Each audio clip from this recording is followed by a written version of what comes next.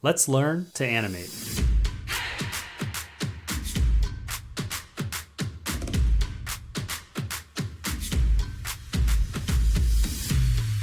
You want to learn how to animate and you don't know where to start? You're in the right place.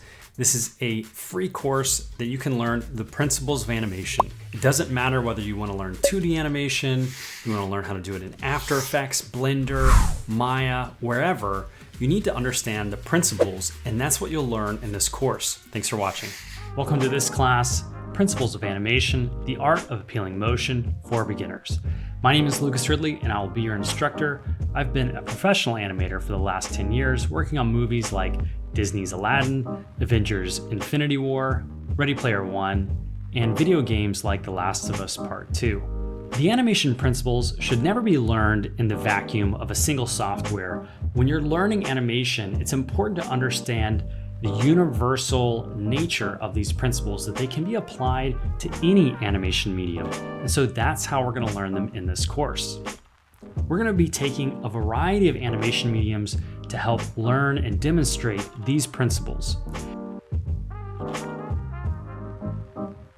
This course is set up so that after each lesson, there's an assignment and demonstration so that you can see these principles put into action right after you learn them. This course is for anyone who's new to animation and for also those self-taught animators out there who might have a few knowledge gaps they need help connecting a few dots on.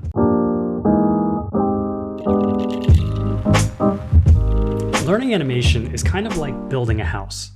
You first have to start with the foundation so the house has something to stand on. And then you can add the fancy bits later on, like the trim and whatnot.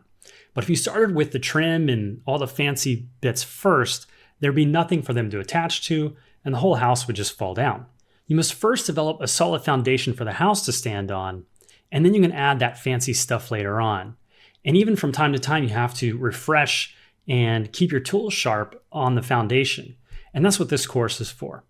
A lot of times I'll see students try to start with the fanciest and the prettiest stuff first, like lip sync animation. I've thought about it a lot, and we've talked about it too. And they'll want to jump right into that advanced stuff because that looks the most interesting. But what ends up happening is those students get very frustrated because those are more advanced concepts and they don't have the foundational principles laid in yet. So all those concepts have nothing to kind of hang on, and it all falls down just like the house that has no foundation. That's why it's important to first grasp all these foundational principles. So the course is laid out that we are going to start first with the background information and the history and science behind animation, where it comes from and why it works. Then we'll jump into learning the most famous principles of animation. And we'll do many projects along the way so that you can learn and test these principles, as well as learning different types of animation mediums and how to animate in those mediums. And even if you don't have those tools, what that looks like. But most of the course, you'll be able to follow along with even one medium. If you just wanted to stick with like a flip book or stop motion animation or whatever it is, you can apply all of these principles to things that you have around your house. And towards the end of the course, I'll add a few of my own principles I've learned from working as a professional in the animation industry for almost 10 years. It's the kind of stuff that you probably won't find in a textbook. And then we'll end the course with what your next steps could be in your journey as an animator and learning animation. Before we begin, let's create our first animation together so that we have something to compare our progress to at the end of the course. I'll see you in the next class.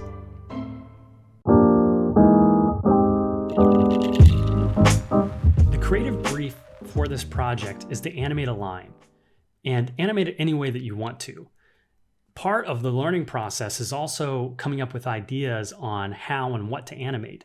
So we're going to keep it simple because a line is as simple as it gets. So don't worry about not being good at drawing or anything like that. And animate it any way you want. I'm going to animate it spinning in a circle. So it's just a very simple thing that if you don't have your own idea, you can just follow along with what I'm doing so that you just get, in the practice of animating and putting pen to paper and actually doing the animation. So grab a pencil or a pen and a Post-it note stack, or the corner of a notebook will do just as fine too. We're going to create a little flip book And it's okay if you don't know how to animate just yet. That's kind of the point of this exercise, is to get a baseline, to have something to compare to at the end of the course. You can see how far you've come and how much you've learned.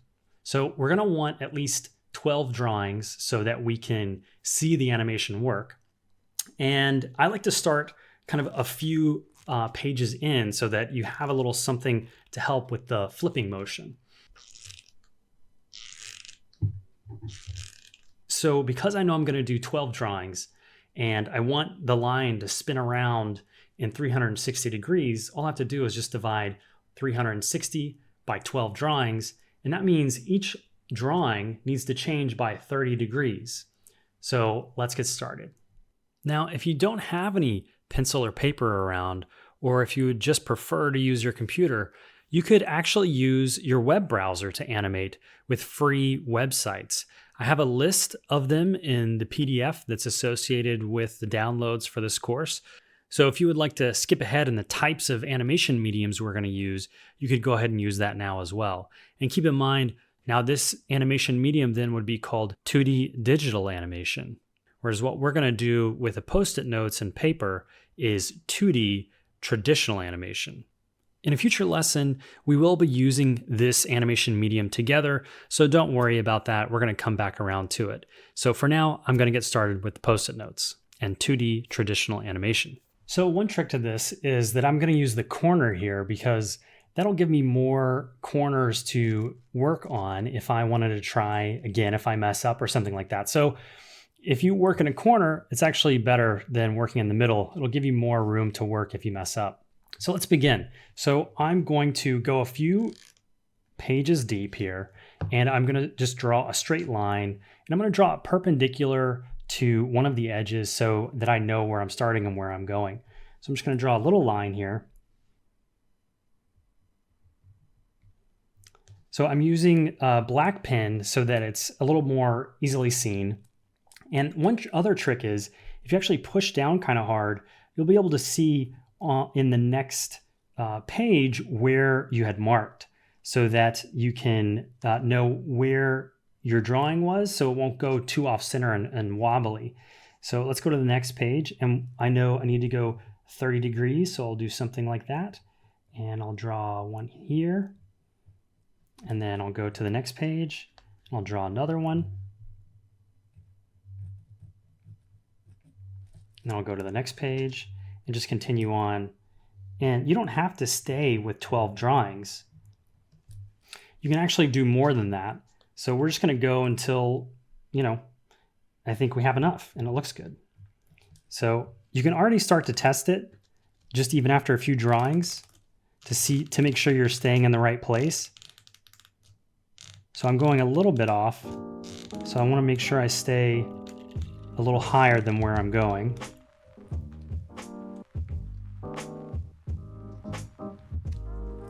Next one.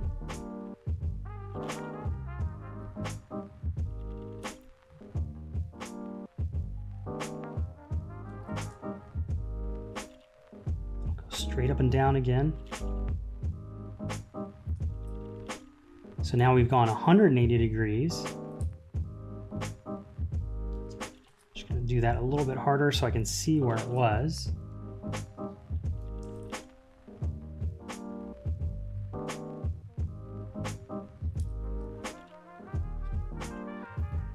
So, animation, it takes some time and it takes a lot of patience. So, don't get too frustrated if this takes some time. That's part of the enjoyment too.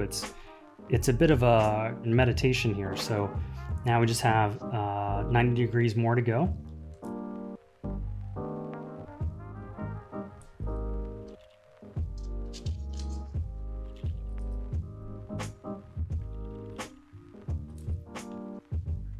And then the final drawing is back to the beginning of just a straight up and down line. So let's test that out. So there is our first animation of just a line spinning around. So it's that simple, and you don't need any kind of crazy software to achieve this. So now that we've completed our animation, we'll be able to save this and compare it to what we do with that same creative brief after we've learned all of these animation principles. So it'll be really fun to see the progress you've made by the end of the course, the different ways you think about animation when you approach a creative brief that's very open-ended, like animate a line, and the kinds of things and tools you're going to have after taking this course. It's going to help you be creative and think of appealing ways to create motion. In the next lesson, let's get started with some of the history behind animation, where these principles come from, and who brought them into existence. I'll see you in the next class. Let's start learning a little bit about the history of the principles of animation, where they originated from, because they didn't always exist, but they're not as old as you might expect. Principles of animation! It's always important to learn the history of an art form, not just for appreciation of its own merit, but to use the knowledge of all the people that went before you towards your own efforts creating in that art medium. And in our case, it's animation. So the animation principles as we know them today were actually created in the 1930s and onwards by a group of 9 animators at Disney Animation Studios. And they were affectionately referred to as the 9 Old Men. 2 of them published a book in the 1980s called The Illusion of Life. And it would be a really good extracurricular reading for you if you're interested in diving deeper into the history of animation, especially Disney animation, where these principles originated from. They originated from these guys who were testing animation in short films, and they were called the Silly Symphonies. And it's a similar tactic that Pixar has used recently when they actually had a studio in Vancouver, Canada, dedicated to creating short films to help push the medium of animation. And that's kind of an example of history repeating itself and learning from history, and where Pixar took a page out of the book of Disney animation to focus on short films so they could do shorter project cycles and learn and apply all the things they learned from a short film into their feature films. And so that's what Disney was doing, and where they started to realize that there were certain principles that could be applied to all their animation. And that's where they started to codify these principles and what we're going to learn in this course. But let's go back and stay in the 1930s and 40s for a moment. That is considered the golden age of animation. Back then, animation was kind of considered like a carnival or a magic trick. And one really good historic example is Gertie the dinosaur. In 1914, Winsor McCay had this kind of vaudevillian act where he would stand on stage in front of a big screen and kind of command this animated dinosaur around on screen. And no one had seen anything like it before.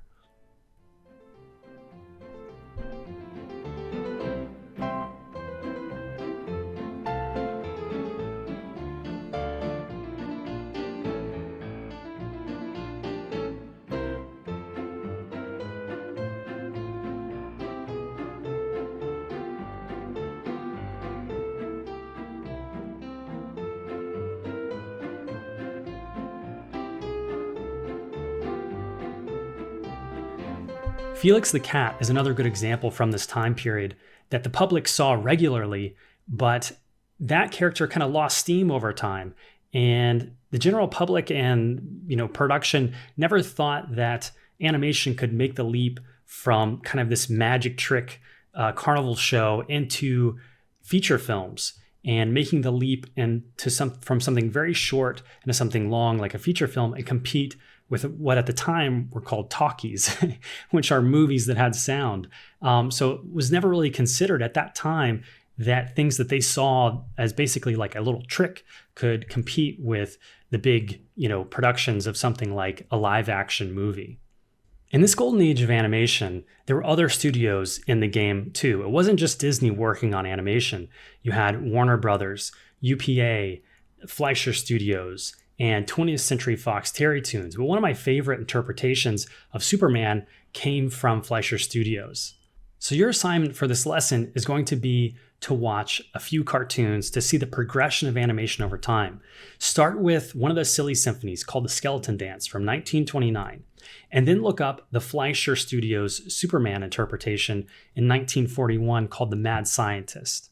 I'll put links to those two animated short films in the PDF that comes along with the course, but links change, and so you might have to search for them by name as well on YouTube. But I want you to notice the difference in quality just over a decade from 1929 to 1941, how far the medium of animation came. And that is in part due to these principles that you're going to learn about, because over that time period, that's when the 9 old men from Disney were starting to codify these 12 principles and apply them into their animation. But keep in mind, there's so much more to learn about animation than just these 12 principles we're going to learn in this course. But it's where you kind of have to necessarily start to begin your journey as an animator. But one important other thing to notice is as we go through the course and learn these principles, we're also going to learn different mediums so that you can really take to heart that these principles don't rely on any one medium of animation. So for example, you could animate squash and stretch with a post-it note like we did with the line. You could animate it with a stop motion, clay. You could do it in 3D animation. It doesn't really matter. What we're going to learn is going to be able to apply to every medium of animation. That's why it's so important to learn this early in your animation journey so that you can take this toolkit and begin to apply it to all these different kind of interests and avenues that animation can take you down. But keep in mind, there's so much more to learn than just these 12, but it's the perfect place to start. And the other thing that's really fun to do is to see these animation principles applied out in the wild. You know, you'll be watching an animation or a movie or something, and you can start to see these things applied in the real world. As now that you'll know how to identify them, you can begin to call them out and see how they're applied in different situations, which is really cool. And it will help further your education, which is why the assignment is to do a little homework. And it's some of the best homework is why I like animation, is because you get to watch fun stuff. So in this lesson, we learned the backstory of animation, where it came from, who started codifying these principles. You have an assignment to follow. So, nothing pen to paper to do, but just to begin to train your eye to see the differences. And even if you can't articulate what they are yet, you'll be able to begin to articulate that as you learn the principles throughout the course. So now that we have an appreciation of the backstory of where animation has come from, let's begin to learn a little bit about the science behind why our eye can be tricked into believing that a bunch of still images back to back actually look like motion.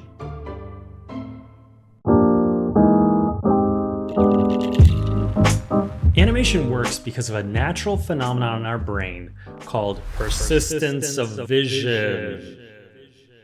This isn't a principle of animation. We'll get to those after this lesson, but it is important to help understand the how behind animation working and also illuminate the why of certain things that happen in animation, like different frame rates that are chosen and concepts of like limited animation, which we'll get to later on in this lesson. But first, before we jump into all that, let's look at an example of persistence of vision. We see an object because light reflects off of that object and into our eye by passing through the lens of the eye, which flips this image and projects it onto the back of the eye, where the retina is. This flipped image is then carried up the optic nerve to the brain, where the brain flips the image right side up. If we remove the light, we can no longer see the image. But if you notice, the image in our mind doesn't disappear as quickly as the light was removed. The image persists in our mind for an instant after we can no longer see it. So let's say we flash another image again before the first is dimmed out of our mind. We can create the illusion of continuity between the two images because they'll overlap in our mind.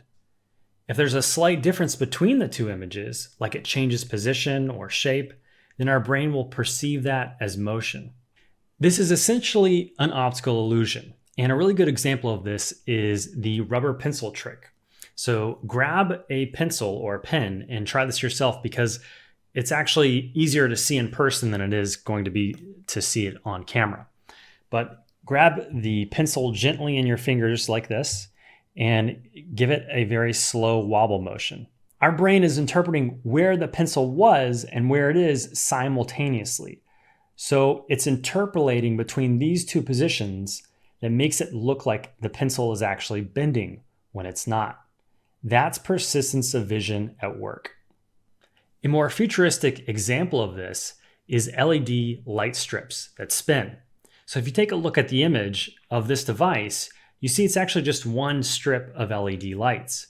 But if those lights spin fast enough so that they kind of blend together and the lights change quick enough, our minds and our eye register that as a single image. So the film industry needed to take advantage of persistence of vision to create films, but they also wanted to reduce their costs because making films is expensive, especially back in the day when they landed on a frame rate of 24 frames per second around the 1920s when sound came into play in films and everyone needed to standardize the frame rate so that sound could sync up with the films. So that means that for every 1 second of film, there's 24 images. That's what 24 frames per second means. And 24 frames per second is about as low as you can go in a frame rate without the human eye being able to tell a difference between individual frames. Animation production has always been a time-consuming and expensive endeavor. And animation studios discovered that they could actually get away with one drawing for every 2 frames. So that means that they only needed 12 drawings for every 1 second, or 24 frames, with a very little compromise in the smoothness of motion that you get from persistence of vision. So they were really pushing the boundaries of persistence of vision to help save money and time. This is called animating on twos. Despite these practical decisions to reduce costs and save time, it's actually become a bit of a throwback to animate on twos again, to make it look like it's handmade. So you'll see this a lot in motion design now, especially, where people will be animating on a computer like in After Effects or something like that, where by the nature of the program, you're animating on ones or every frame changes. And what they'll do after they're done with the animation is create an effect on their animation that was done on ones to make it look like it was animated on twos. So it'll hold every other frame. And that's actually something I'm doing on the titles of this course. If you look at the lower thirds and all the little text that pops up, I'm animating that in After Effects, and then I add what's called a posterized time effect. So I basically delete every other frame and hold the one before it.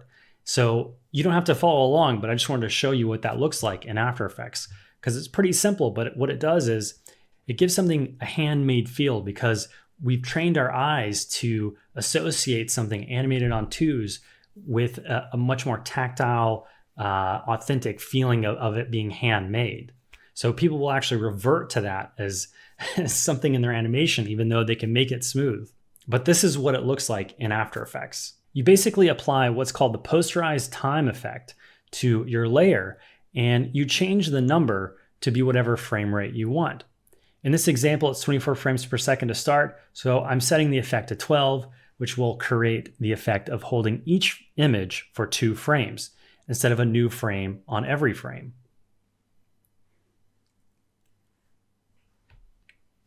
If you're really into stop motion animation, you'll be able to tell a huge difference between the movies like A Nightmare Before Christmas and the more recent stop motion movies, really any of them out of the Leica studio, like the movie A Missing Link, with the big difference being that A Nightmare Before Christmas is animated on twos mostly, and The Missing Link is animated on ones mostly, meaning they're moving the puppets every single frame. They're not taking advantage or trying to cut corners to save time and money. They're animating every frame. And that's why a lot of times people will confuse their stop motion animated movies for CGI animation. Another way animation production saves money is by something called limited animation. And that's when they have a static background and only the characters change on each new drawing. That way they can save time and money so they don't have to redraw the background every time the character moves. And that's why you'll notice that a lot of the earlier animations too have much more detailed backgrounds because they're not having to redraw it every new frame. So the characters themselves are much more simplified because that's what the animators are going to have to redraw over and over and over again. Take a look at this example to see what I mean. Check out the background here and then look at the character. There's a huge difference in detail, and that's why. There is an equivalent that can happen in 3D animation when sometimes you'll actually bake the lighting of a scene into the textures of the objects so that the renderer is not having to calculate all the light bouncing around every time you render a frame. Animation productions have also been known to reuse animation a lot. So you can actually notice it in some early Disney films where they used the same performance over and over again.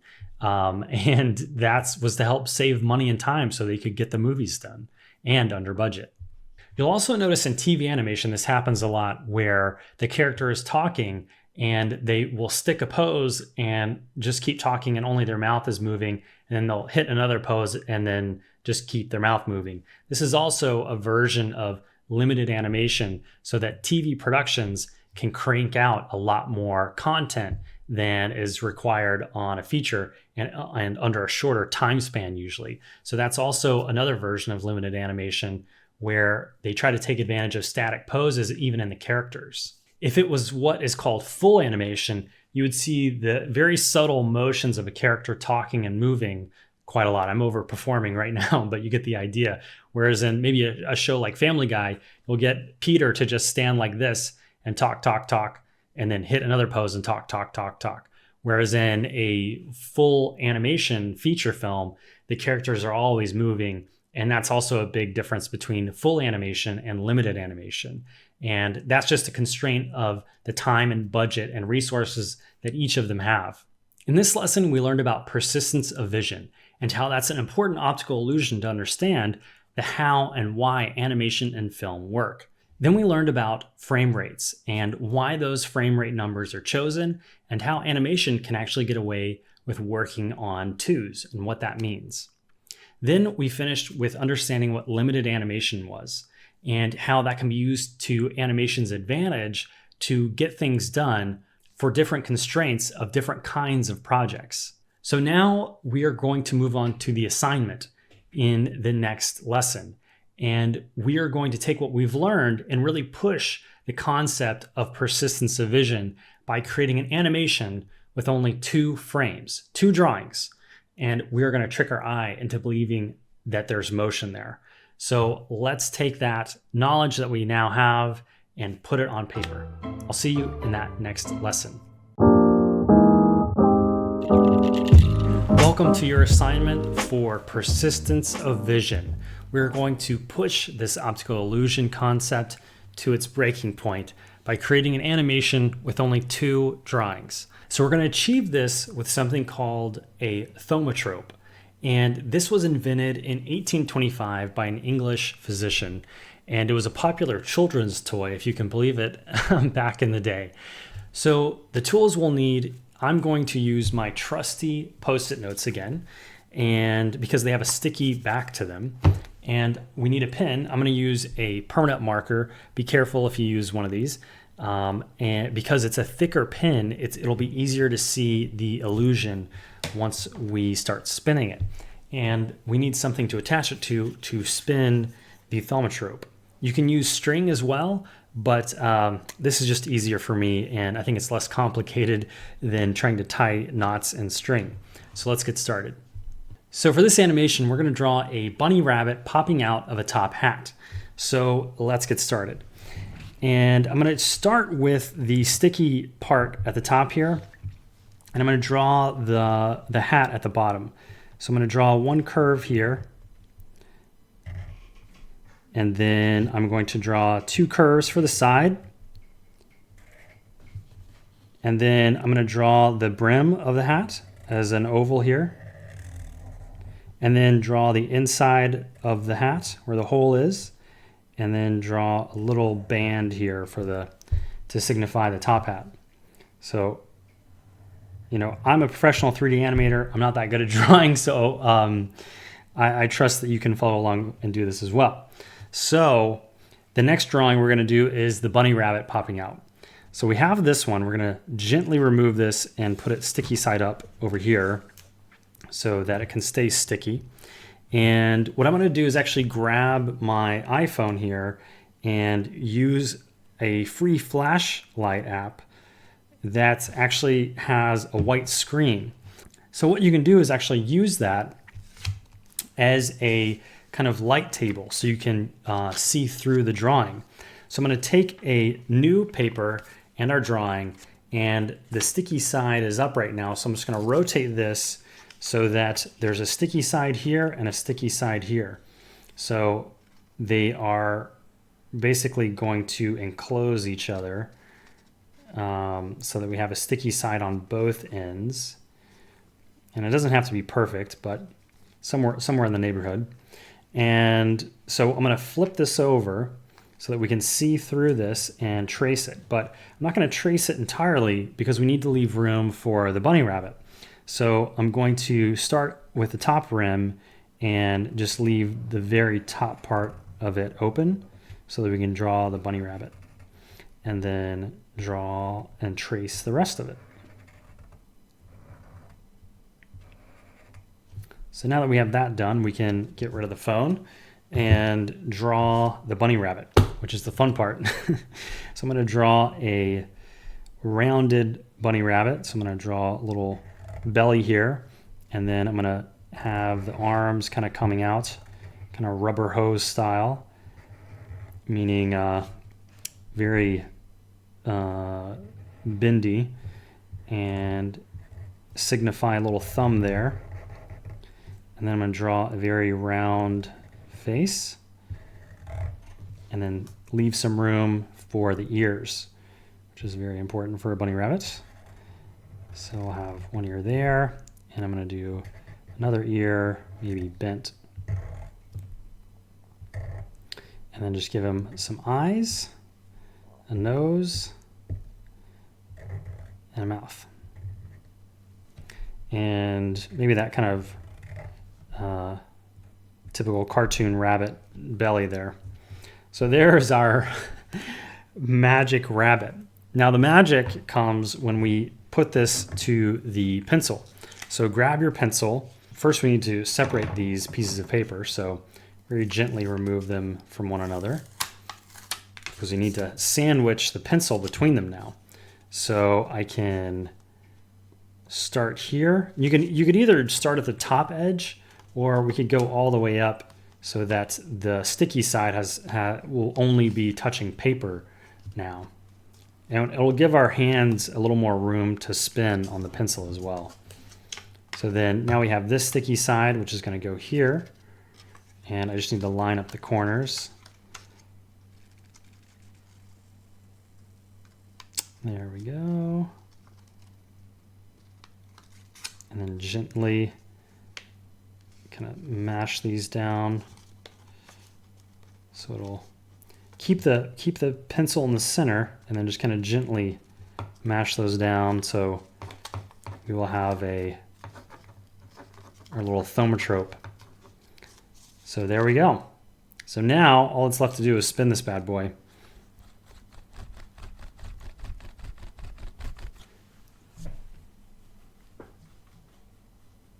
So depending on how slow you do it will affect how much popping is going on or not.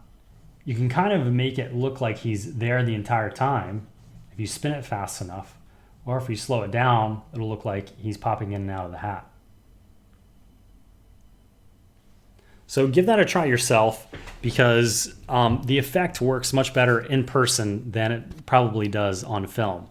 But that is a thaumatrope, and how much you can get away with persistence of vision with only 2 drawings.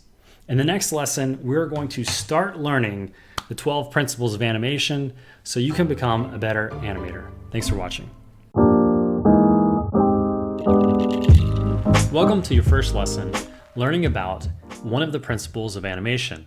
But before we begin, I wanted to give a little disclaimer about these principles. I've said before, these aren't the only things you need to learn to be able to animate. Animation, why I love it, is because it's a never-ending process of learning. But these are the things you need to start with.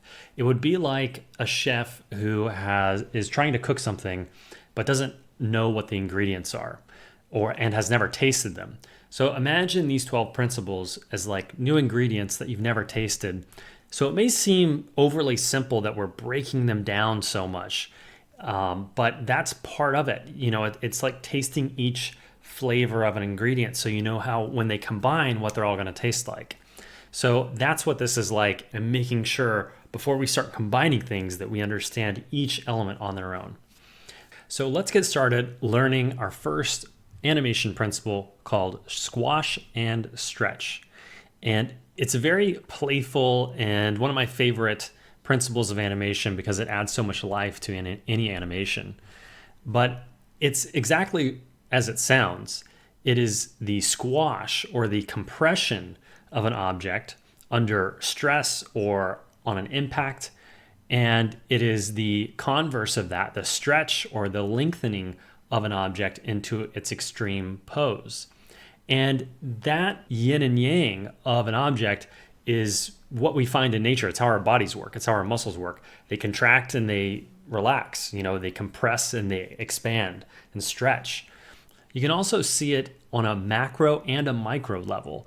So you could see squash and stretch on a macro level of the entire silhouette of something changing.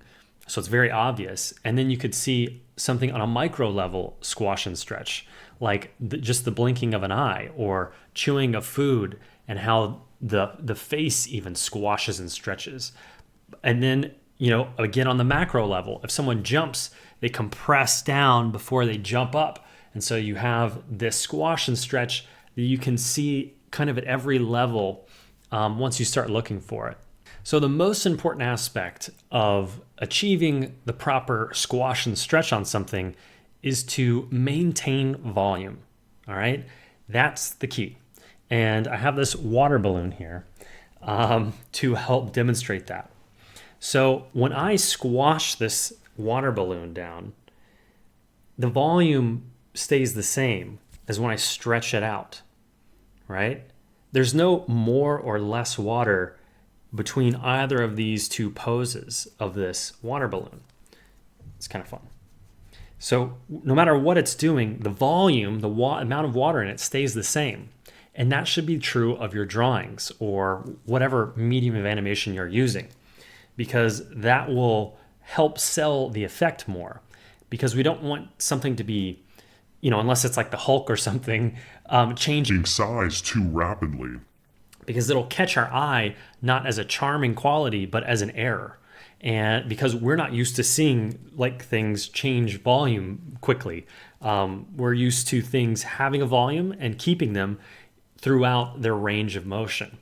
So that's a principle. It can be broken, of course, but we're talking about sticking to the principles right now so that we understand them and we know when we can break them, that we are breaking them and it's not by accident and we're making a mistake. It's going to catch the viewer's eye in a way that we don't want it to, that'll be distracting. We don't want to distract. We want to bring them into our animation. So that's why we need to learn these principles so that we understand the rationale when someone's watching something we've made, that they're focused on what we want them to be focused on and they're not being distracted by mistakes or errors that they can't articulate. They might not know, hey, the volume changed too much here when you squashed and stretched the water balloon. Those types of things is what you need to know as an animator to achieve appealing animation. And it may seem obvious. This may seem like an obvious thing. Like, no duh, I'm not putting water in or taking it out when I do this. But, when we try to translate that into drawing, like over a long period of time, you're doing many drawings in animation, say it's 100 frames. Over time, if you're doing a lot of bouncing and squashing and stretching, you can kind of lose track of what the original volume was when you're having to hand draw on the silhouette all the time. And so just to think about that when you're, approaching your own animations. And that can hold true for 3D as well. It's a little easier than 3D because you can type in the actual numbers of what you want to scale or squash and stretch it to. So here's an example using Maya. It's 3D software that's used in the animation industry. It's name a movie that you like or a video game you like, and probably Maya has been used on it. I've been using it for my entire career, and I have other classes on it if you're interested in learning 3D animation or modeling or rigging, or there's a lot of sides to 3D. But so you don't have to follow along with this. I just want to show you what it's like in 3D and how precise you can get to make sure that you're maintaining your volumes. So let's take a look at that real quick. So here we are in Autodesk Maya, and if I want to squash or stretch this sphere, I can type in a specific value and ensure the opposite axis of the shape is exactly the opposite of the volume change. That way, I know even though the shape changed, the volume is staying the same, just like the water balloon. In drawing, you have to do this visually, so that's why it's important to understand this concept. The most common way to demonstrate the squash and stretch principle is through one of the most popular and famous animation exercises in the world. The bouncing ball. I've animated 2 bouncing balls. One has squash and stretch and one doesn't. Can you tell which one does? So now that you've had a chance to look at these, is it the left or the right? I'm pretty sure you can tell it's the right. Even though the squash and stretch is only occurring over 3 frames, or about 1/10 of a second, you can tell a difference. So that can show you too how little frames can make a huge difference. So the same is true of the amount of squash and stretch. In that example, I was only squashing the sphere from a scale of 1 to 0.8. So that's a change of only 20%. And that is still very noticeable, even only over just 3 frames. You could tell a difference. So one of the tendencies of once you start learning these principles is to go overboard with them and really exaggerate them, and that can be fun. But I just wanted to show you a very subtle example, which is still fairly obvious when compared to a sphere that doesn't have squash and stretch. So it shows that over just a few frames, 1/10 of a second, and just a 20% difference is a huge difference in our eyes. Even though you're not a trained really animator yet, or maybe you are, I don't know. But you can tell that difference just because you are a pro at this. You don't have to know all these animation principles to be able to tell a difference between things. So that's the way our audience is going to be too. Now, to be the artist, you have to be able to control those things to show what you want to show, but just keep in mind your audience is going to be able to tell a difference as well, just like you were able to with that bouncing ball. So let's begin the assignment and exercise in the next lesson. We are going to use 2D digital animation with a free online tool to animate a little bouncing water ball. So I will see you in the next lesson. Welcome to the lesson and exercise we're going to do to help learn squash and stretch. We are going to use 2D digital animation and animate a little bouncing water balloon. Don't worry, you don't have to be great at drawing. We're going to use this free online web tool called Brush Ninja. There's also a few other resources in the course PDF if you want to use a different one than we're using in this exercise. So you can just follow along with what I'm doing. You could also think of your own example of squash and stretch and animate that instead of the water balloon. So let's get started. So most people have a Wacom tablet that will help quite a bit. I'm just going to use a mouse just to keep things fair. I have a tablet, but I'm not going to use it for this exercise. So I'm going to show you what you can still do with just having a mouse. And if you've never seen this program before, or any animation program, there's a few common features that you can be familiar with. And that's having something to draw with, like a brush, having a way to control the number of frames that you have and to add frames and move them around. So we have that ability down here. And also onion skinning. Onion skinning means I want to see the frame before and after the one I'm working on, but at a lower opacity so that it's not as overbearing as the drawing I'm working on, so I can tell the difference. So that's going to be common between all 2D animation programs that you use. And this program is free and it has it. You can choose to support them on Patreon. So what we're looking at is the current version. I'm going to switch over to the beta version because that's probably the direction this site's headed in, just so we're all on the same page. I'm going to switch over to that and create a new project. Hit OK. And so we basically have all of our tools up here. And you can switch between those with 1, 2, 3, 4, 5. And this is the onion icon. All this stuff could change, but I want you to understand, the basic layout, because it's going to be true if this website changes or you're using something different. There's going to be these common traits that you can look for and find, even if they move around on this site. So we have our first frame. Let's go ahead and set our settings. We can remove the credit here if you want. I'm a Patreon contributor. I encourage you to as well if you're interested in that. And you can give them credit by leaving that on if you want. And the other thing, because now you know frame rate, we can go ahead and set our frame rate. That's the little speedometer icon down here. So right now it's set to a frame rate of 6, but we know everything has a frame rate of 24 in film. So that's a very common frame rate. But we also know it's very common to animate on 2s. So we have two options. We could either set this to 12 frames per second, so that's like animating on 2s, or we could set this to 24 frames per second, but when we're animating down here, you see this little ×1? We could say ×2. That means hold it for 2 frames. So whether we did this or animate on 12 frames per second, it's the same thing. I'm going to animate on 12 frames per second just so I'm not having to hit an extra plus every time I make a new frame. So I'm going to go 12 frames per second. And that way we can leave these at 1 every time we add a new frame. And that's how you add a new frame. So let's get started by drawing the water balloon first. Let's draw the neutral pose of it just being a water balloon sitting there. So I'm going to go over to the shapes here, and I'm going to select a shape, and I'm just going to draw it out. Now, normally in most programs, if you hold down Shift, you can constrain it to be a perfect circle. This is in beta, so I think it's not perfect yet for me, so that's okay. Water balloons aren't perfect either. So I'm also going to change the background real quick. So this is a background icon. I'm gonna select a different color and just use kind of like a fun purple. And then after the fact, you can also still change the colors of your objects here. So I can select it and then just choose a different color. I'm gonna use yellow. All right, so now we have our first frame, and we can add the little fun knot bit on top as well by hand.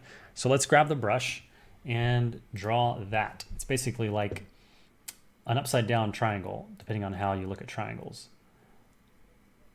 And then fill it in. I'm having the mouse button is still held down.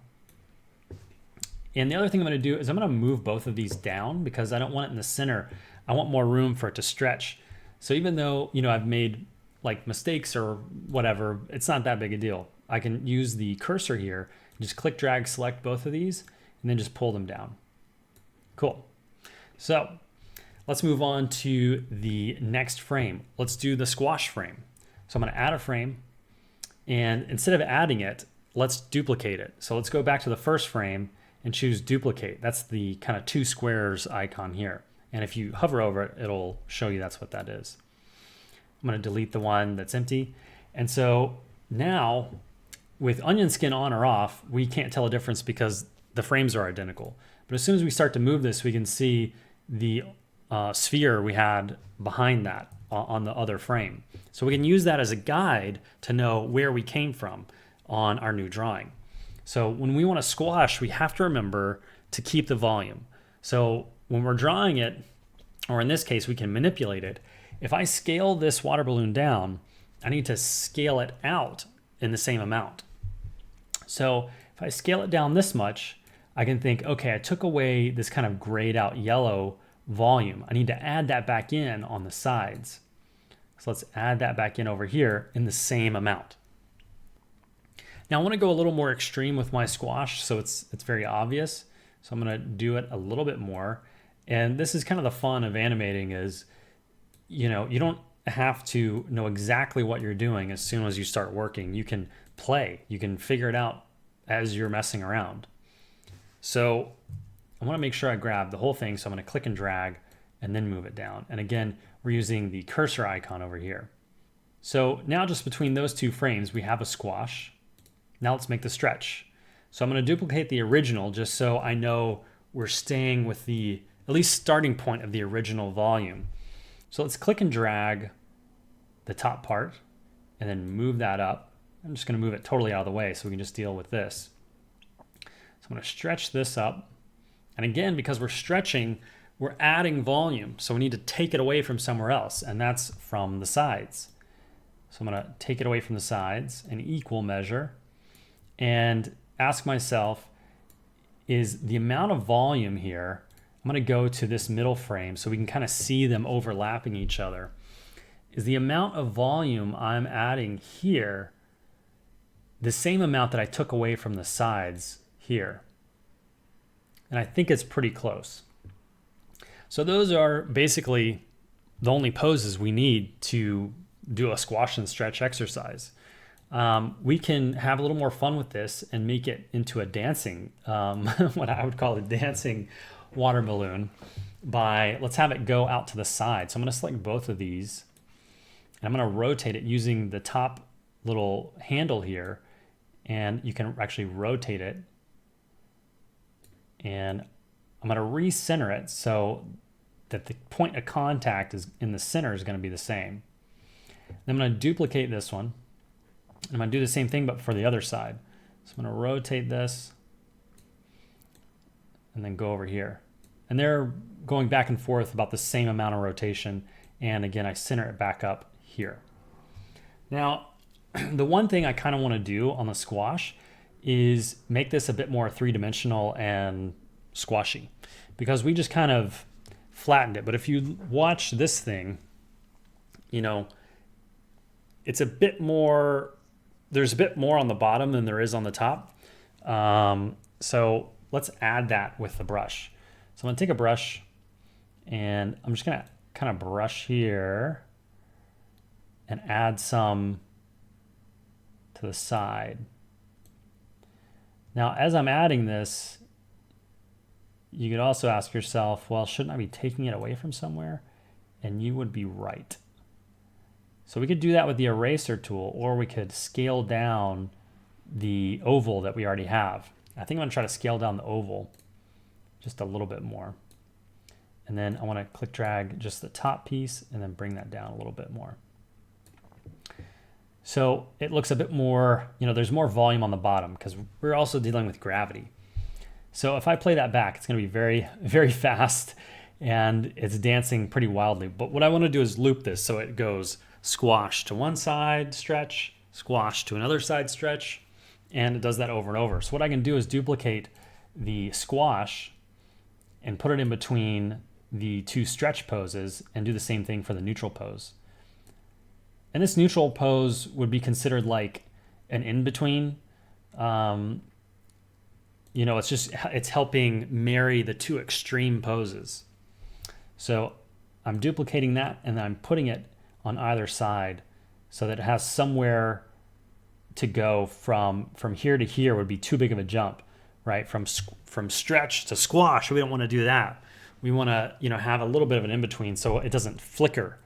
Otherwise, it's going to look a bit flickery and stroby to our eyes. So, you know, this is only a few drawings, only a few minutes, and we have a little dancing water balloon. What you could do too is add like a little highlight to make it, give it a little reflection to make it look like a more, make it look more like a water balloon. So let's grab a white and just give each one of these drawings like a little reflection here to help indicate the rubbery nature of our water balloon.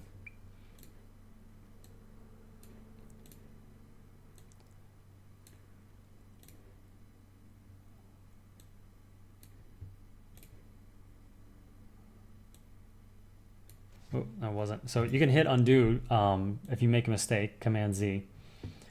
And now we have a little highlight there on the water balloon. So the other thing you can do is, I mentioned this earlier, if we wanted to hold these frames a little bit, we could.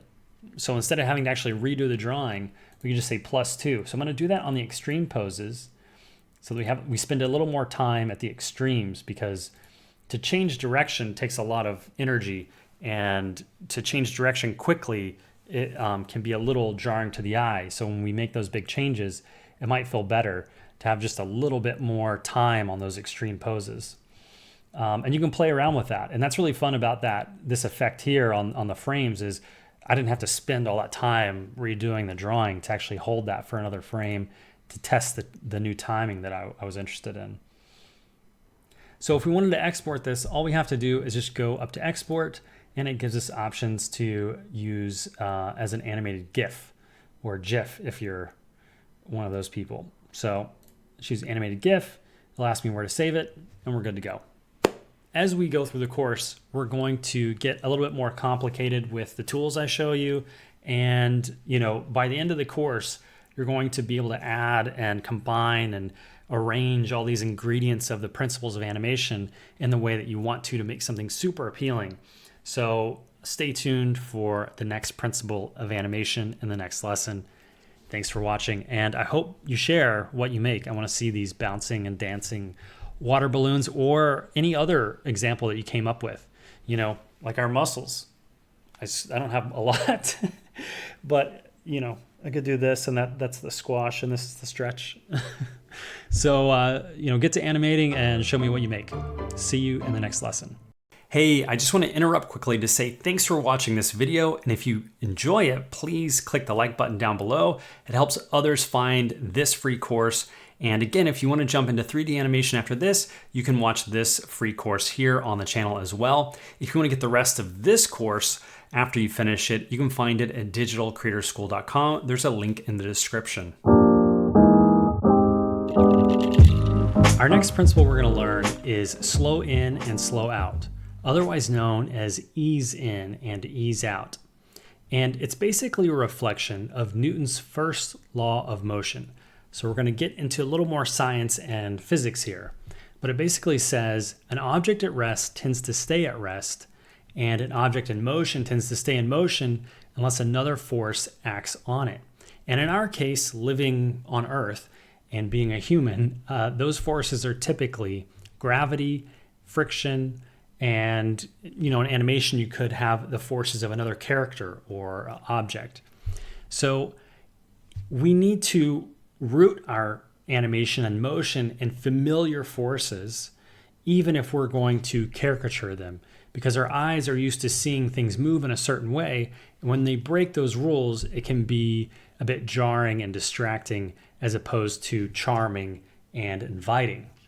So even Walt Disney said that our work has to have a foundation of fact in order to have sincerity.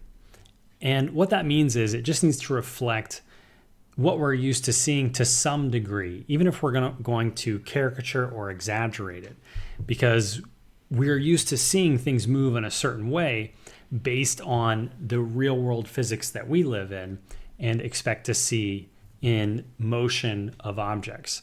So what that means in practical terms, if you're animating in 2D drawing, that means there would be more drawings, or if it's stop motion, there'd be more pictures, or in CG animation, there'd be more frames or more poses at the beginning of a motion as opposed to the middle of a motion. So if it was slow in and slow out, it'd be more poses at the beginning or more pictures at the beginning and the end. So the middle would be the fastest area, and that would be covering the most distance for that object. So from a stationary position, I'm just going to move it in real time. It would kind of look like this. It starts slow and then speeds up and then slows down again. So that's how we expect things to move. If you consider a car, for example, it has to overcome the friction of the ground, the weight of itself or gravity. And, it's a measure of how fast a car is, how quick it can get to 0 to 60 kind of a thing. But there is a slow out. No matter how fast the car is, it can't just completely, shoot off like the speed of light. Things have to overcome these physical forces, And so that's what we can reflect in our animations to give it that authentic feel and appeal.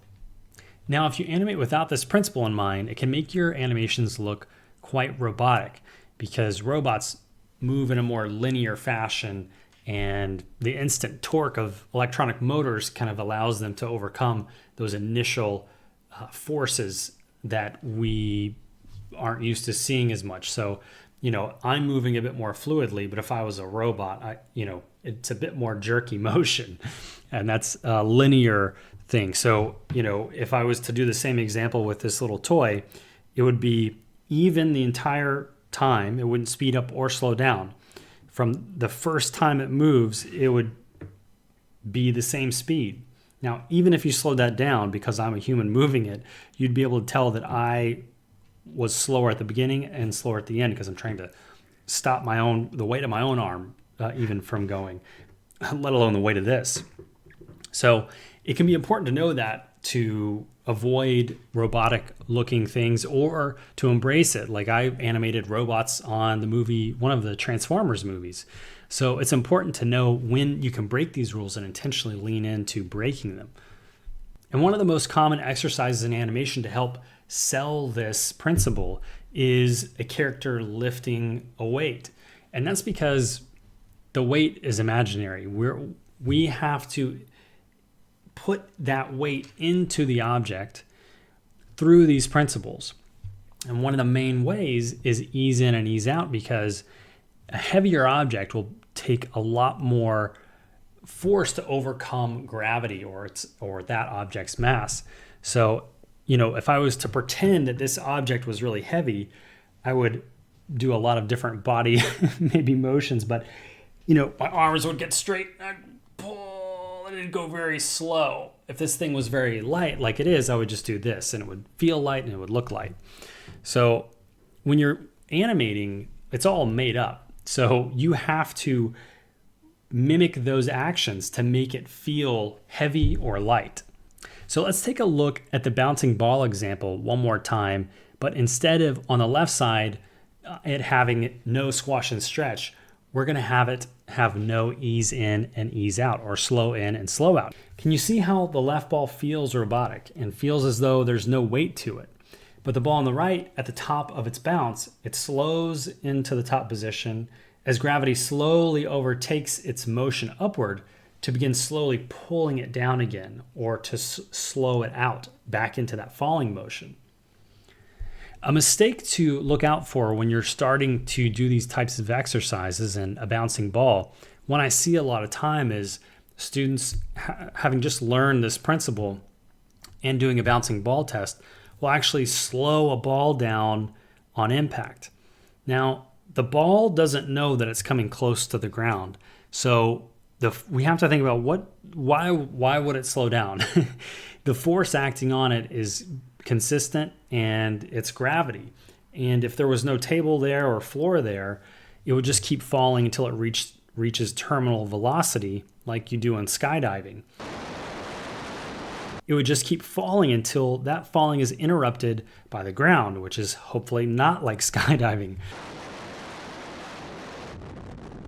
So just because you're starting to grasp this principle doesn't mean it needs to be applied to every situation, like that falling ball example or any falling object, really.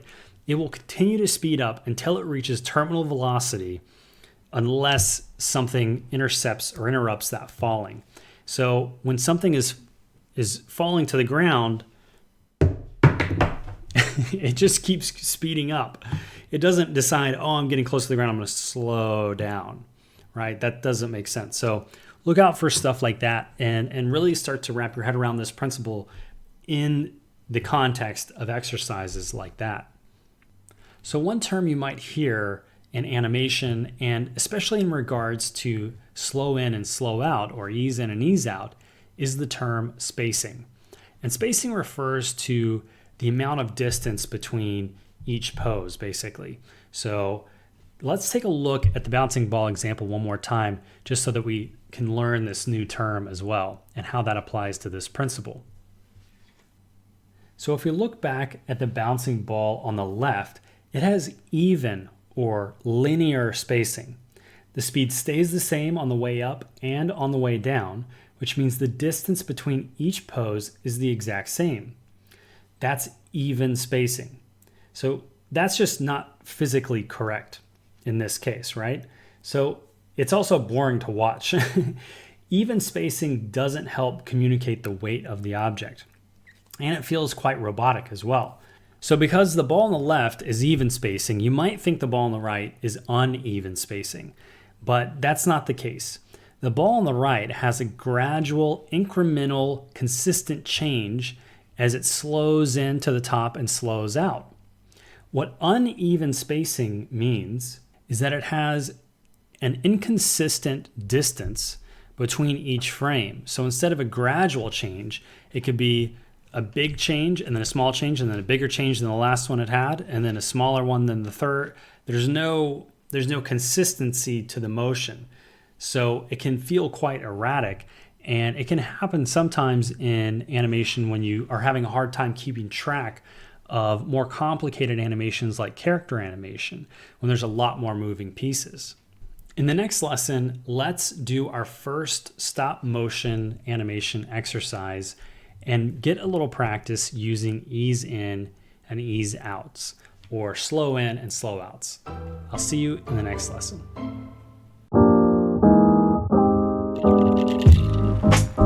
Welcome to the slow in and slow out assignment lesson, where we are going to use stop motion animation for the first time in this course.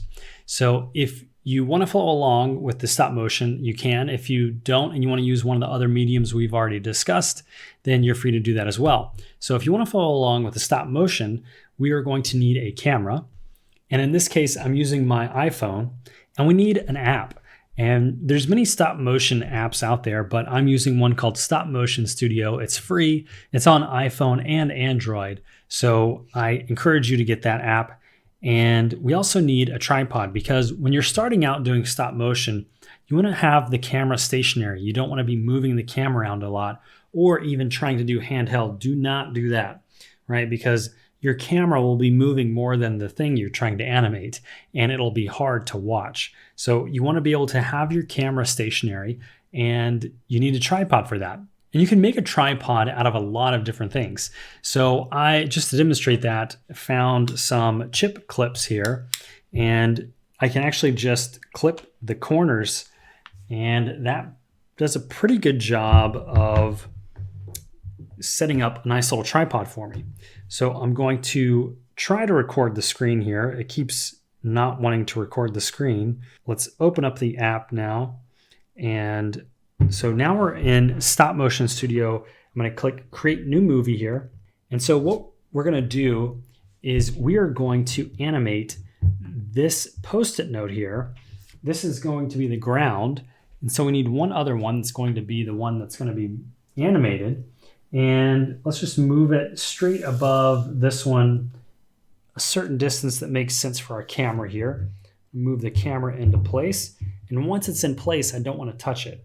And I'm going to also use the timer feature here.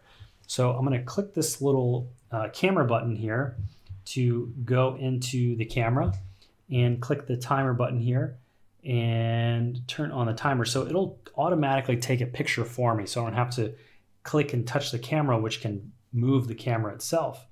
So I'm going to do 10 seconds. And if my hand gets in the way and I miss the 10-second mark, I can just delete that frame later. So the other thing to notice is on the left side, you have the onion skin. So middle, if you leave it in the middle, it will show the frame before it. So because we haven't started, it's not showing the frame before it. And so let's get started. We need to do slow out, meaning we want to move the first frame as little as we can, basically, because that's going to set up the rest of the animation, because each time we move the Post-it note, it needs to go further and further until it hits the ground. So when it comes back up on the bounce, it's going to have that same energy. So it's going to hit and come back up with the same kind of spacing until we get to the kind of apex, and it's going to slow down again up here. Then speed up, slow down, speed up, slow down. And that's ease in and ease out, or slow in and slow out. So let's get started. I'm going to hit the first picture. I'm going to try to get out of the way of the camera of the app and let it take a first picture. and get ready to rumble. So it is, there we go. So I'm going to move it a little bit because this is the slow out part. Oh gosh. And then trying to get out of the way as quick as I can as well. So each time you move it, it needs to be more distance than the last one. That will give that gradual motion of the easing out. And the more you move it, the more you can kind of take advantage of the onion skin feature here to see how much you moved the last one. And kind of take a mental note of, okay, I moved it this much. That means I need to, at the bare minimum, go that far again, but really I need to go much further than the last picture. So I'm probably going to go pretty far on this one. And then have the next one be the one that hits the ground.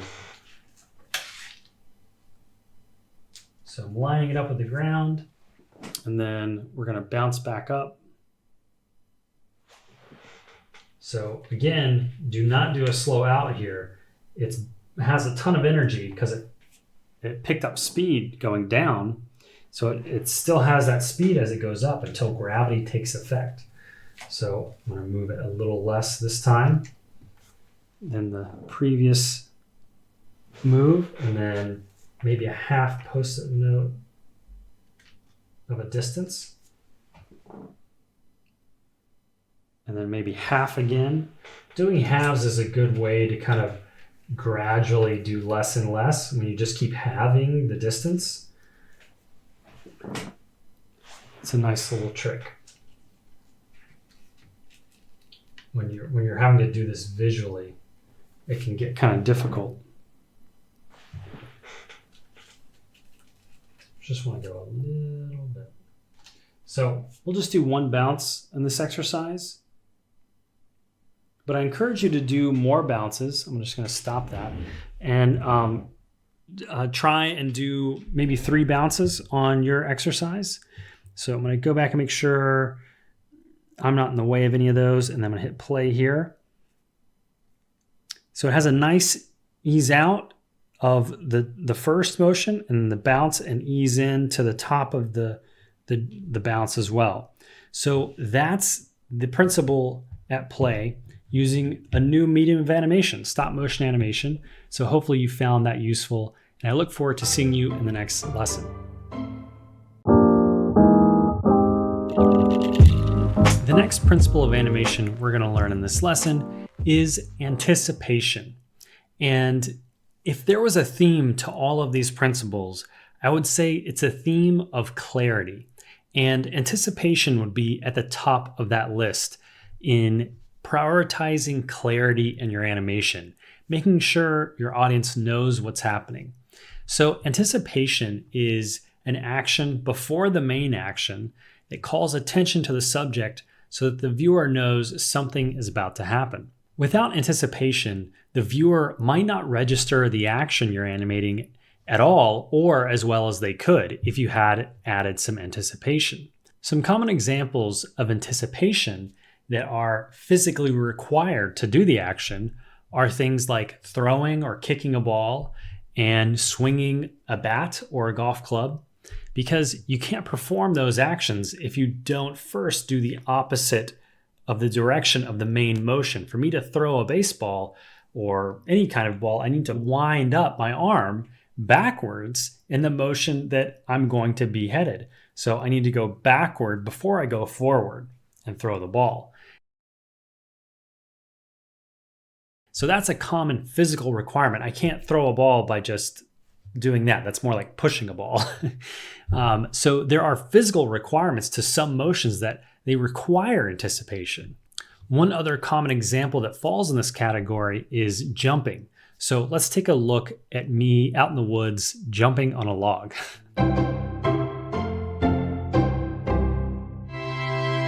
So for this example of anticipation, we're going to look at a simple jump. If I was to not anticipate the jump, I couldn't jump on top of this log. No anticipation means going from straight leg. It's just physically impossible. So when you're looking at character animation, you have to think of what is, the character can actually physically do to make the motion look believable. And this also can apply to motion graphics and whatnot, because the anticipation also tells the viewer that they're about to do something. So you pay attention to it before the action occurs. So if I was to just jump straight from here, your eyes wouldn't be ready for it. For me to physically be able to do it, I have to anticipate that jump, which for a jump means going down before I go up. So if I was to try to jump with no anticipation, I just physically couldn't do it. But if I anticipate it, I go down, and now I can jump. So you can use this principle in all different kinds of ways in your animation. Hope that helps. So anticipation is also referred to as an antic. That's kind of slang for anticipation. So you might hear that term thrown around. You might need more antic or do less antic on this motion. So that's just something to be aware of as you get into animation more. And so we've seen that anticipation can be physically required of an action to perform that action, but it can also be used in the animator's toolkit just to call attention to something so that the viewer can register that's about to occur. And that way, the audience will know the action is about to happen, and then they can sit back and enjoy the way it happens. So that's a big distinction. We want to make sure that we're not doing things that the audience can't see, and anticipation is a way to signal to the audience that something is about to occur to look over here.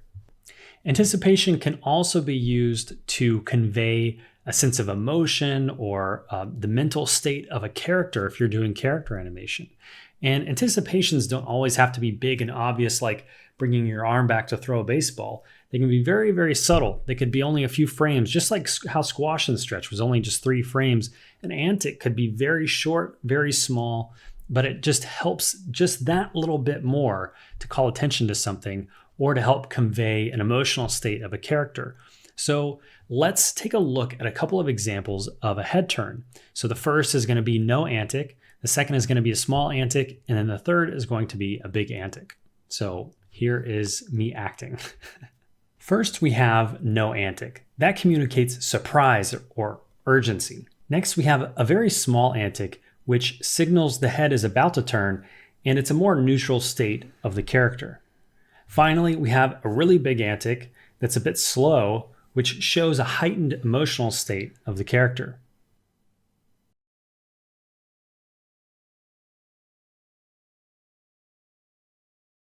So with this example, we also showed that anticipation can be used to convey a sense of the emotional state of a character. And like the first example that we watched, anticipation can be excluded from the animation intentionally in the cases of surprise or an urgent moment for the character, or if we're intentionally trying to surprise the audience. But those are very limited cases, and normally we want to make sure the audience is coming along on the ride with us in our animation and they're aware of what's happening. But it is a time-honored gag to build anticipation and then not pay it off. So have it anticipate one action and then have a surprise of something else totally different happening. So that's one way to kind of, keep it interesting as well for the audience, and a nice tweak to using anticipation to build suspense and then not pay off what you're expecting to happen. It'd be like me rearing back to throw a baseball, and I'm really rearing back, and then a baseball falls out of the ceiling and hits me on the head or something. So in this lesson, we learned what anticipation was, and that sometimes it's referred to as an antic. We learned that anticipation can be physically required of emotion, and we also learned that it could be used to convey an emotional state of a character, just depending on how much and how little or at all that you use the antic. And we also discussed the kind of building of expectations and breaking those down using anticipation in an interesting way to create a surprise if that's what you're going for as well. So in the next lesson, we're going to use this principle And we're actually going to build on the previous two that we've already learned and add that to our repertoire of the animation we're going to do for a pair of scissors. So I will see you in the next lesson where we will animate these scissors.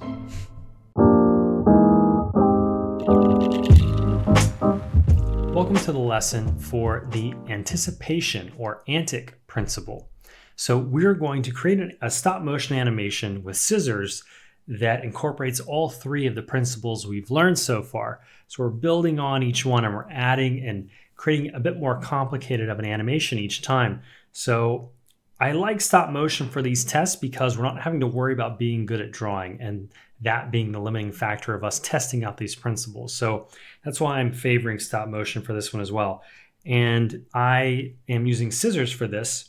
So we also need a stack of books for a tripod. If you don't have a tripod, I'm continuing to try to show you that you don't need fancy equipment to be able to do this stuff. I'm using a stack of books to be able to shoot the camera down where we will be animating the scissors. And I'm going to use the potato chip clip to help attach the phone to the book so I can extend the phone out over the book a little ways without it tipping over. So once we have that set up, we can look through the camera down here, but we need to plan out what we're animating. Especially with stop motion animation, you need to plan it out because there's no undo button with stop motion animation. You are moving physical objects in the real world and there's no undo. So we need to know what we're doing first. And my idea for this lesson is to animate the scissors like they are a fish in water and it is swimming away. So we want to anticipate the motion of it swimming away by going backwards first. And we're going to incorporate the other two principles by easing in or slowing into the anticipation and then slowing out a little bit faster than we slowed in. And also slowing in on the anticipation of the scissors opening. We want to make sure we're slowing into that motion. And then as we swim away, we want to go faster on the slow out to the acceleration of it swimming. So we're going to anticipate the scissors back as they open as well, and which is basically a squash position now. So we're incorporating the first principle. And then we're going to slow out, but much quicker. So that means fewer frames, fewer pictures in stop motion. As this closes, it's going to accelerate forward. So we're going to ease out of that as well, but it's going to be fairly quick. There's not going to be a ton of frames there. So let's get started. So now that we have the stop motion studio app open, I'm going to press new movie and I'm touching very lightly, even though this is set up decently. I don't want to knock anything over in the middle of animating something. So I still want to be very gentle here. And the other thing to keep in mind is I don't want to be in the shadow. You can see right here, my hand is creating a bit of a shadow even when it's off frame of the phone camera. So when I take a picture, I want to make sure I'm consistent in where I am when I take the picture so that there's not a lot of flickering and shadows going on there. So I want to be able to stage this up first. So I want to have enough room here that I can go backwards before I go forwards. So I don't want it right in the dead center, but I want it a little bit back so we can see where we're headed here and that we have some room to go backwards first. So I'm going to position myself so that I can get in a good position to start taking photos. I'm going to click the camera button here, and then I'm not going to use the timer this time. I'm going to make sure the onion skin is about halfway there. And so now we can take our first photograph. So we want the first position, the stationary position. And I'm going to take a couple photos here because it takes a few frames for your eyes to register something happening, especially at the beginning or end of a cut. So now that we have a couple of images, let's start with the anticipation, but we want to ease into it. So I'm going to just move the scissors back just the least amount that I possibly can move them and take another photo. Then I'm going to move them about twice that much again. And I'm looking at, we're basically matching the blue on the black of the inside of the handles there. So I kind of can take a mental note of how far I moved that one. So I want to go further than that, and I want to start opening up the scissors. So let's open the scissors a little bit as we move this back. So I'm going to go a little bit further, and then we can start easing into this as the scissors open as well.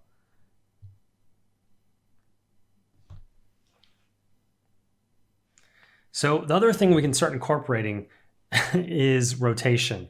So I'm intentionally choosing this object because it's very slowly incorporating more things to move. When you're animating a character, you're animating at least 12 things at once, all these different joints that make up a character.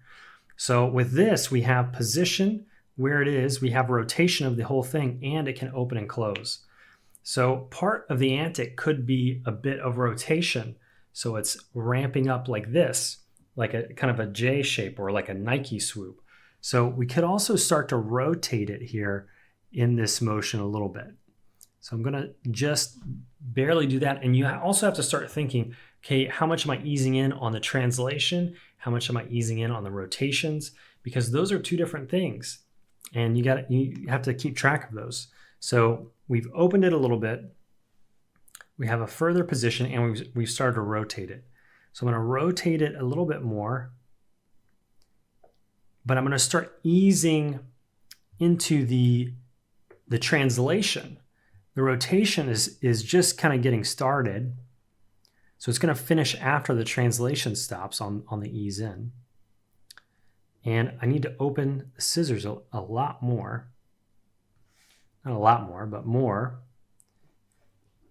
Because we're really getting into the middle of this antic now. Okay.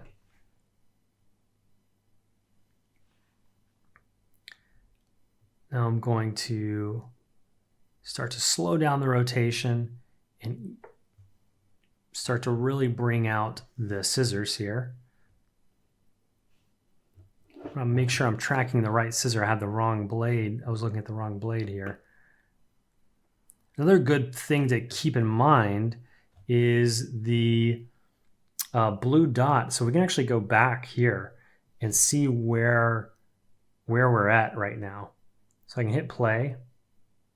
So it's a good start.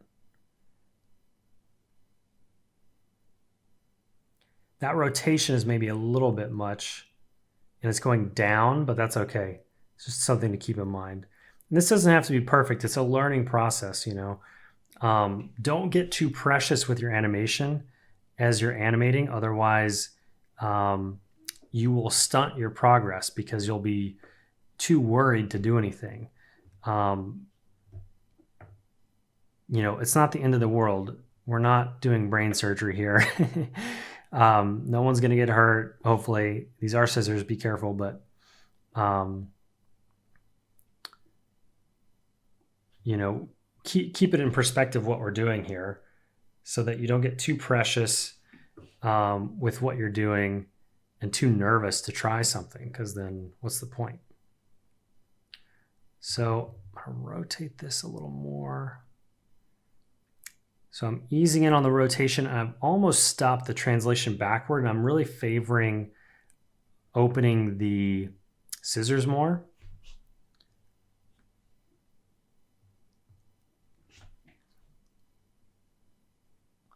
And it's just a lot of back and forth looking at the onion skin for me. I'm going to start to move this just very, very little now. Once we get on the slow in and slow out, it's just the smallest changes is going to make the biggest difference. Okay.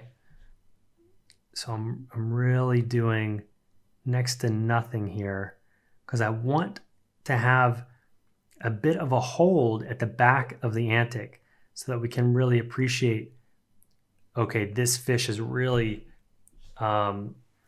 building up some energy for this push off here.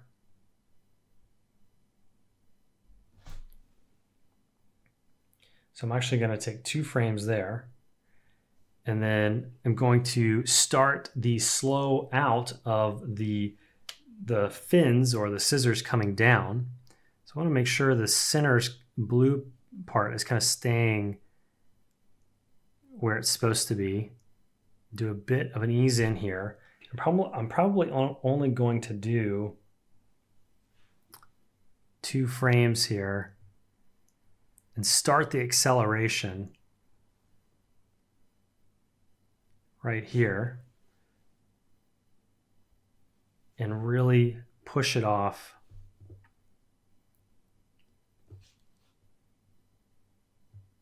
there.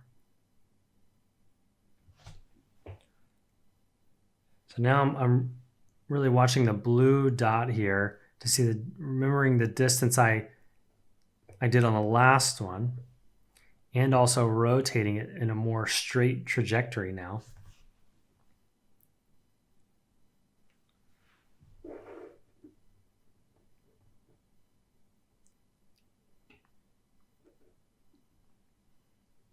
So now I'm going the distance of the handles. So I know I need to at least do that one more time probably before it starts to slow down and it needs to swim again. But the original idea was to get it off screen so I can maybe have another frame or 2 of acceleration before I start decelerating it or slow out.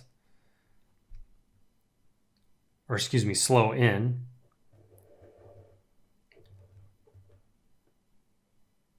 So now I'm going to start to slow the scissors down as it goes off frame because, as we know, swimming underwater, you can only, one stroke only goes so far.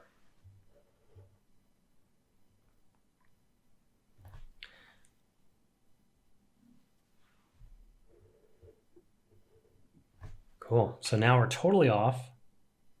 I'm going to do a couple more frames there so that it has a nice ending. And then let's play this back.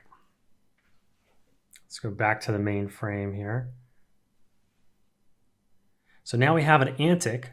We know something's about to happen. And we opened up for a squash kind of position. We eased into it. And then we did a bit of a quicker ease out or slow out so that, you know, the antic is kind of the buildup of the energy, and the main motion is going to be the release of that energy. So it should be a bit quicker. So I could probably get away with maybe even deleting 1 picture or 2 pictures here on the acceleration away. So let's take a look at maybe what I could get rid of. I almost think I could get rid of this one.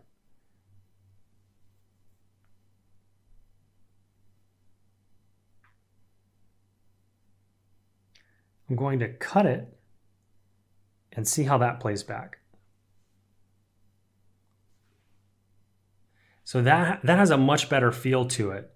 To me, it's a bit snappier and it creates more contrast between the anticipation and the main motion. So we just created a much more complicated stop motion animation, rotating the object, moving the object, and also doing a squash and stretch pose by opening and closing the scissors. So this has been a super fun lesson for me because honestly, I start these and I don't know what you're going to get. You know, it's not like I'm marking anything here to know exactly where to put this thing. I'm doing this with you, and I hope you will as well. And I hope you share what you're creating with me. If you choose to do something else besides scissors, like some kind of a tool out of a tool belt or a chest or a hammer or who knows what, you could use anything.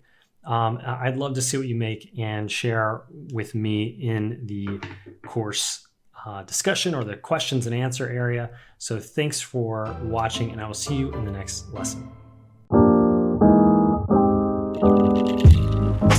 In this one lesson, we're going to cover 2 principles of animation, and that's because they can sometimes get confused together, and they are overlapping action and secondary action.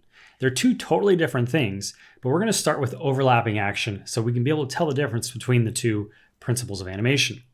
So as the Disney animators began animating and discovering these principles, this one stood out when they found that when they were animating their characters and they animated them coming to a stop, they found that it felt too rigid and unnatural.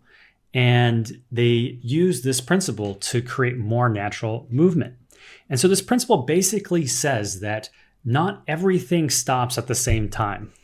So when we're walking and we come to a stop or something, not all pieces of our body stop or even start when we start walking at the exact same time. And so there's overlapping action. That's where the name overlap comes in, because different pieces of the body or subject overlap with the other. So some may come to a rest before the others, or some may start moving before the others. And so taking advantage of this principle means that you can create a lot more natural and fluid movement.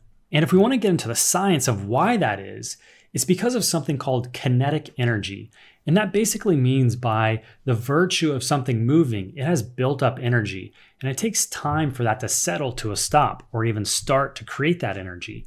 And so because of a different object's mass or friction or all these other variables, they can start and stop or take longer time to start and stop. So let's take a look at a couple of examples. Let's begin with this jump and spin. Because the athlete spun and lands on one foot doesn't mean the motion stops when his foot hits the ground. His body still has the force of the spin and that kinetic energy, and the raised leg continues to spin as an example of follow through from the energy of the original spin motion. When he does stop, we can also observe another animation term related to this principle of overlapping action. The term is overshoot, which means the object goes past its final rest pose and then comes back. It overshoots it. So because his body has weight, we can see he goes down or overshoots his final rest pose before he extends his legs and up into a more neutral rest pose. But we can still see that despite his waist stopping from moving, that his arms continue to move as another example of overlapping action. This can apply not just to people's bodies, but also clothes and accessories like earrings that swing long after the person has stopped moving. And at an animation conference, I once heard the famous Disney animator Eric Goldberg refer to this principle as adding flounce to an animation. He was doing a demonstration about how a jumping character's dress would drag behind the character, and then at the peak of the jump, it would catch up and kind of add this, what he would describe as flounce. I'd never heard that term before. So you're always learning in animation, and everyone sometimes can have their own way of describing the same motion. And in motion graphics, it can be used to create an authentic and fun feel to the motion, like these examples where the cloth drags behind the ball it's draped over, and the overlapping of the springs wobbling after the ball passes through them. And let me just remind you that these principles aren't some old, dusty throwback thing that is never used these days. I actually used it when I animated on Disney's 2019 remake of Aladdin. So I was hired late in the production, and so I was helping them final some shots. And some of those shots included the monkey character in the film, Abu. And in some of these shots, most of them, he came to a stop. He would scurry along and then kind of come up next to Aladdin or come into his rest pose for that scene. And he has a tail, and his tail is quite springy. And that was part of my job, was to add the overlapping action of his tail for when he comes to a stop so that it looked realistic to that monkey character. And in that case, it was photorealistic. So I needed to take that into account when I was using reference to figure out what's the weight of this tail based on the size of this monkey, how fast he was moving, and the appeal and keeping the shape, that nice curled look of the tail. So that's something to keep in mind, that these things I use every day. And so let's get into the second animation principle for this lesson, secondary action. And that can sometimes get confused with this first principle we talked about, overlapping action, because they both have action in their name. And they also kind of happen secondary to the main motion.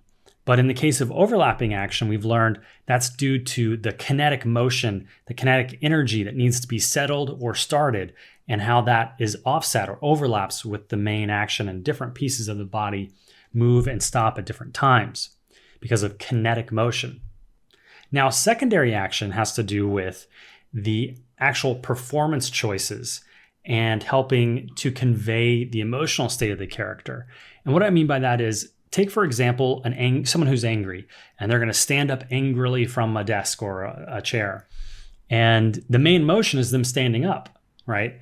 But how can we add a little more believability into that performance to show his emotional state? We might shake his head as he stands up, like a quick little shake. The secondary action is his head shake. The main motion is his body moving. He may have overlapping action and other principles may be at play as well, but secondary action is specifically about adding texture to your animation.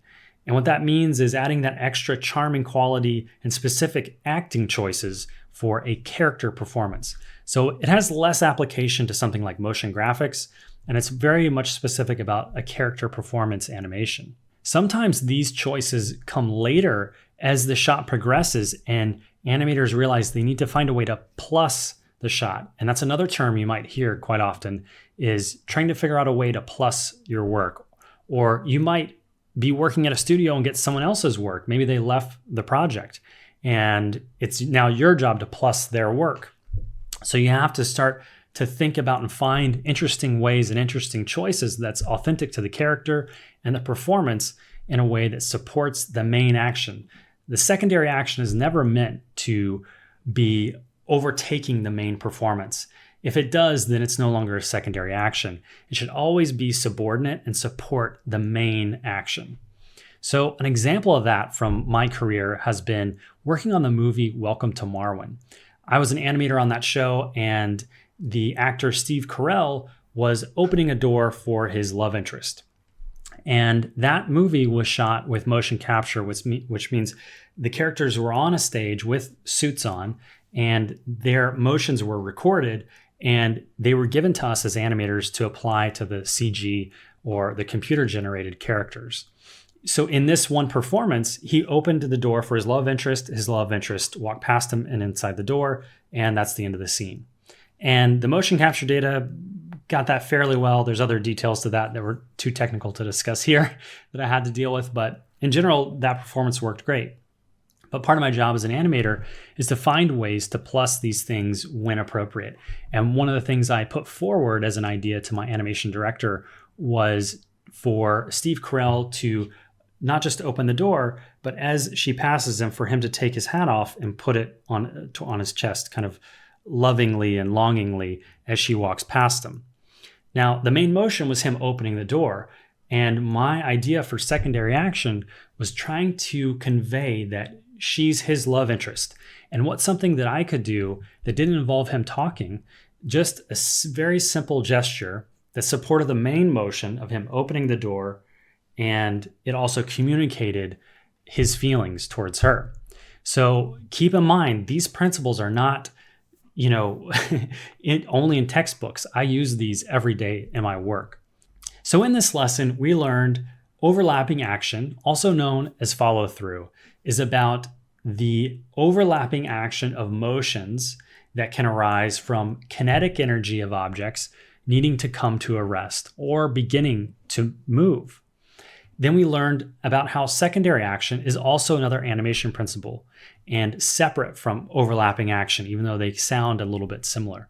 And secondary action is about supporting the character performance with smaller choices that help support and are subordinate to the main action.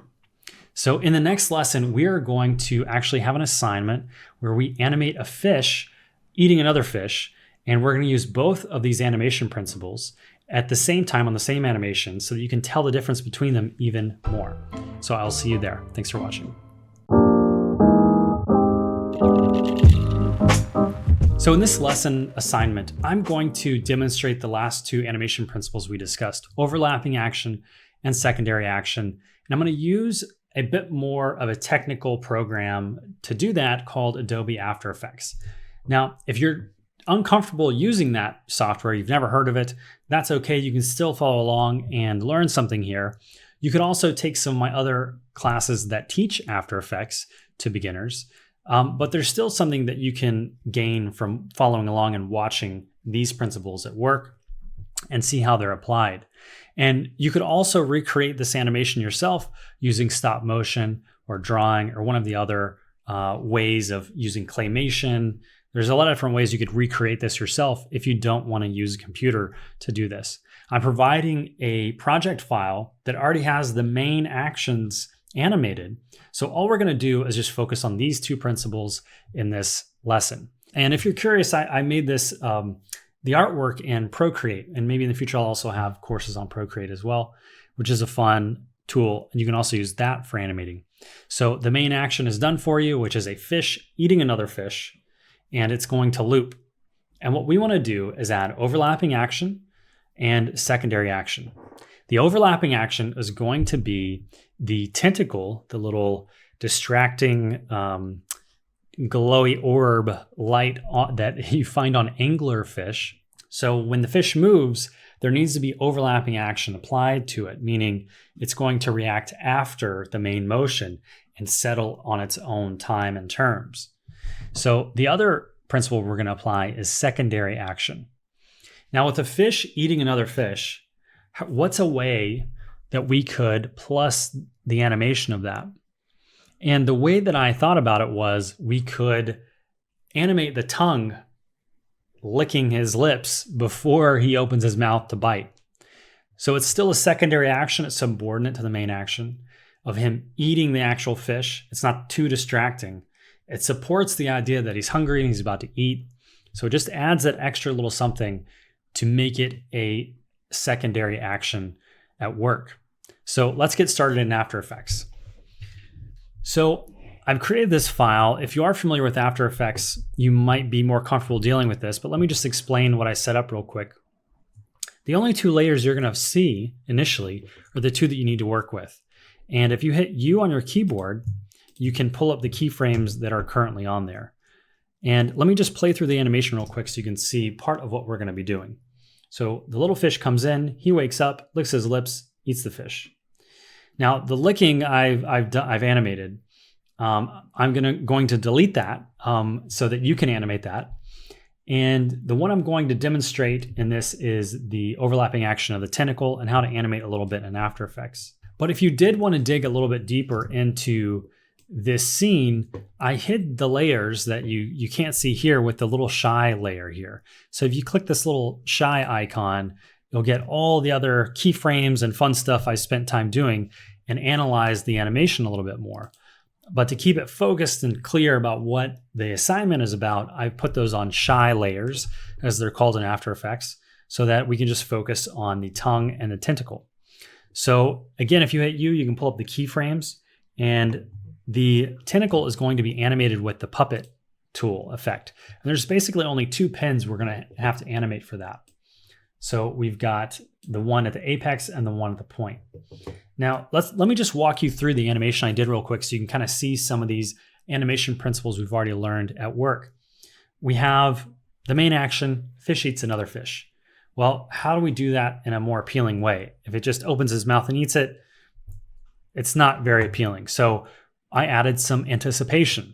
So part of that anticipation was also squash and stretch. And I added squash and stretch on the eye. If you watch the eye blink open, there's squash and stretch. Because it's only two drawings there, I wanted to add a little more motion by squashing and stretching the two poses I did have, the two drawings I did have. And then the same on the antic, the fish squashes and stretches. And you can also see the overlapping action on the fish's fins. Look at the bottom there. As he starts to go backward, his fins go back. He also squashes and stretches there. And then he moves forward. And there's no more anticipation there because I did want the attack to be a bit quick. So there was that slow anticipation in, and then the quick attack. But there's still squash and stretch here, right? And through here, the whole drawing, because this is only two drawings for the whole body as well. It's an open mouth and a closed mouth. So add a little extra motion, you can add the squash and stretch on there. It adds a lot more kind of squishy feeling to it, a lifelike feeling to it. And then the fish kind of goes back into a rest pose. And again, we can see overlapping action on the fins. As the fish goes back, the fins because of the friction of the water, are also going to get pulled backward. And then they're going to come to a rest. That's overlapping action again, seeing where the fish body is coming to a stop and the fins are still moving, right? So that's overlapping action as well. So it's already applied here quite a bit. And again, the secondary action that we add is the tongue. So I'm going to let you animate this. You can kind of see where I put my keyframes here, but I'm going to delete those for the project file, so you have to do those yourself. But I will include the final end thing as well. So if you just want to open up the end animation, but the start one won't have this. So I animated rotation and position not on the same keyframe. So things are happening on different frames. So it's rotating before, you can see the rotation keyframe here, before the translation keyframe. And then there's ease in and ease out applied to these keyframes as well, which is another animation principle we've covered. And that's on a Mac using function F9, or if you're on a Windows, just F9. You can also right click on one of these icons of the keyframe and go to Keyframe Assistant and choose Easy Ease through the menu. You can also choose keyframe velocity and get even more specific about the percentage of incoming velocity and outgoing velocity that you want to add to those eases. This little button over here is also the graph editor. It shows you the values charted over time.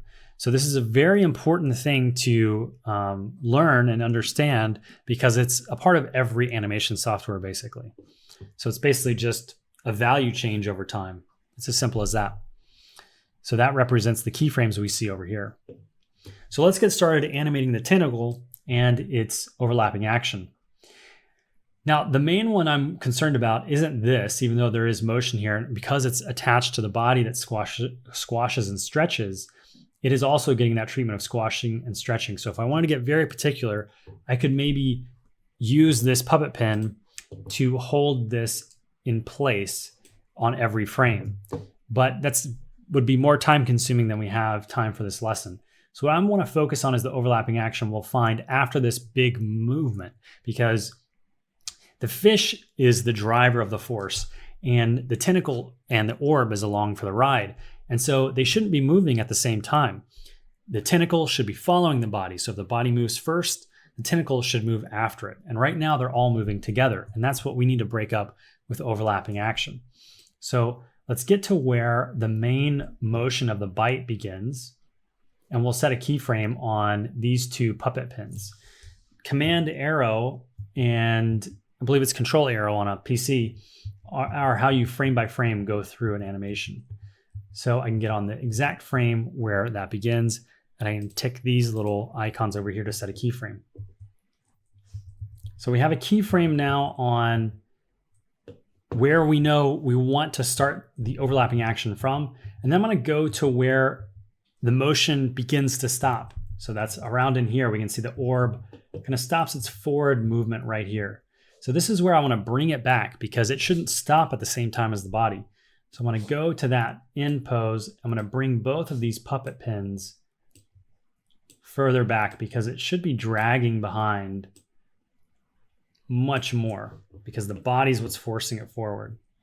So I'm going to go forward a little bit, and then I'm going to copy and paste these keyframes because we want this to loop. We want the animation to continue and keep looping. We want to make sure that the end keyframes are the exact same as the beginning ones. So I always like to copy and paste those in as reference points as well, to make sure I'm not going too far off what the end pose is eventually going to be. So we have this end pose, and I know I want to go past it because, again, overlapping action tends to mean that the kinetic energy isn't just going to all of a sudden going to stop. It's going to go past the rest position and back and forth until it comes to a settle. So knowing this is the end pose now, I know as soon as I go past this, that will be a good overlap or follow through of going past where I know the final rest position is going to be. I'm going to bring the apex down a little bit so that the tentacle can extend out. And then I'm going to copy and paste that final rest pose back in. So again, I have the kind of finish line in mind of where I can, again, go past that finish line in the other direction. Now bring the apex of this tentacle up. So we're going to get this kind of back and forth swinging motion until it comes to a stop. I'm going to go a few frames forward, and then I'm going to paste in the final position again. And this is not going to look that great, I can already tell you, but it gives us these kind of mile markers of where our keyframes and poses should be. So I can see that this animation, these keyframes here, if I hit plus, I can zoom in here. If we look at the spacing, if you remember about spacing, I can kind of keep track of the orbs here, now the orbs here, and I'm moving my mouse cursor to kind of keep track of that distance. So it should continue moving here. This is where it gets stuck. So now I know I need to move these keyframes in a way that on this frame, it's going to keep moving. So now we've got it to a point where you can actually follow through correctly. And I'm going to easy ease those by hitting Function F9 or F9 if you're on a PC. I'm going to play that first one back now. Now we have the first one working. And then I'm just going to easy ease these last two just to see if that gets us pretty close to what we want. I mean, that's the general idea. You don't have to do a ton more than that to have the principle be applied. So if we want to take this just a little bit further, we could add a few more overlaps. So each one should be less than the one before it because we're losing that kinetic energy every time the orb passes its finishing point. It should slowly come to a stop. It shouldn't go further than the last overlap it just did. So it should always go less and less and less. So we can just keep adding those until it feels about like the right amount of settle. So I'm just going to add a couple more by copying and pasting the end pose in here and then going back to this one, knowing that that is going to now be an overlap keyframe. And I just want to go just a little bit. And then I'm going to easy ease these keyframes here. And it's going to be a bit more of a nicer settle. And again, we can retime these just by clicking and dragging these out if we feel that it's a bit too fast. So that feels pretty good. And again, you can do more and add more and even have a follow through and overlap on as the fish goes back. This should actually drag here, right? So this should extend out here. I have both selected, so I'm just going to click down here anywhere just so I can get back to selecting a single one. This should drag behind the fish as it goes backward. It's happening a bit too soon because the fish hasn't started moving yet. So the fish should start moving back, and then this will extend out to drag behind it. So again, this is follow through and overlapping action at play at every point of this animation. So you can finesse that a lot more than what we have time for in this lesson, but you can kind of see these principles at play, and it will come to a rest after the fish has come to a rest. So we can pull that way back out here, copy paste this stretch position before it comes back, and it could settle into that one as well. So you can go really far with this, and I'm just kind of showing you those areas where that's possible. And part of animation is it's time consuming, and it can be difficult to teach this stuff in a very quick way and still produce animation that makes sense for the lesson and demonstrate the principle we're discussing. So I encourage you to go further than we did in this lesson. You can do things like, instead of the follow through just being in a linear line, it kind of went back and forth this way. You could go in a circle. It could go down and up and around. And when you get into 3D animation, then you also have the Z-axis. It could go in a diagonal up and down and around. So it's good to slowly build on these skills and realize how far you can take it, and always have somewhere a next goal that you can push for. But just focus on these two things. Animating the tongue is the secondary action. Animating the tentacle is overlapping action. And if you want to render this, just hit Control M or choose it from the menu here. And then you can select here to change the codec. I like to select QuickTime and then Apple ProRes 422 LT. And then I can convert it in Handbrake or something like that later if I want to compress it down more. And then once you've done that, you can change the name of the file and choose where to save it by clicking here, and then just hit render. I will see you in the next lesson where we will learn more principles of animation. Thanks for watching. Hey, thanks for watching this free course. If you want to continue with it, you can do so by enrolling at digitalcreatorschool.com, or you can continue learning 3D animation in this 4-hour long free course right here. Thanks for watching.